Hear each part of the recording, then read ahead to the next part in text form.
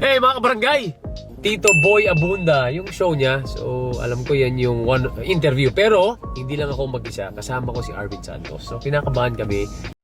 Okay mga kabarangay, pare, nandito tayo ngayon. Siyempre GMA7. Siyempre ito, guesting kami. Oh. The Arvin Santos, ano ba naging mo? Spider-Man. The Spider-Man. Pare, nagulat ako nung pagpasok ko. Nakita ko agad to. Ito. Grabe, Very curious ako. This is the San Miguel Beer Mentol, number 29, Arvin Santos. Okay. Philippine Cup 2016. Pare, ito, alam mo ano to, tol? Ako na magsasabi. Sana siyang nakita ko.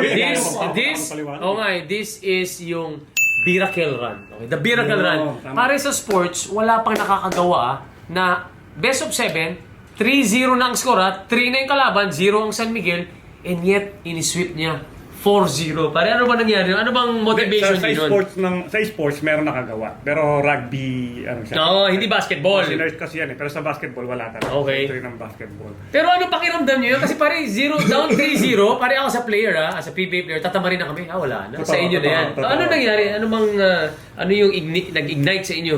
Para Itong 2016 pa. Oo. Alaska kalaban namin. Olas ka. Bago namin makalaban uli ang Alaska ng championship na yun, nakalaban na namin sila ng before that. Ng Champion kayo o 2018. talo?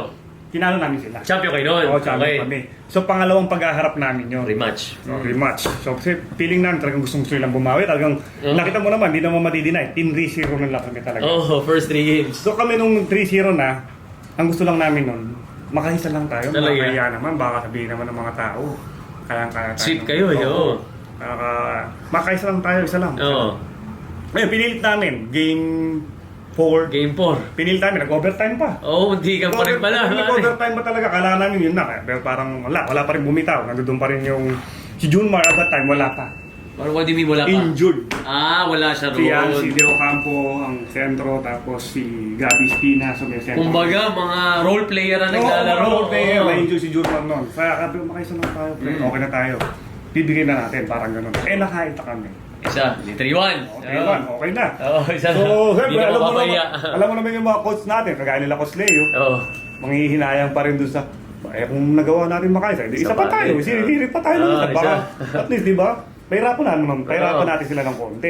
So, ayun lang ang mindset namin na Sa practice, walang pressure. Wala na. Wala na. Walang pressure. Basta kami ini-enjoy namin. Ini-enjoy na lang namin. Wala nang Parang pressure. tanggap na nga namin na bilang na kasi kaya naman. O, di dating na ng game 5. Game 5. Ito na. Enjoy. Sabay-sabay kami. Ba't dikit-dikit lang? Dikit. Okay to.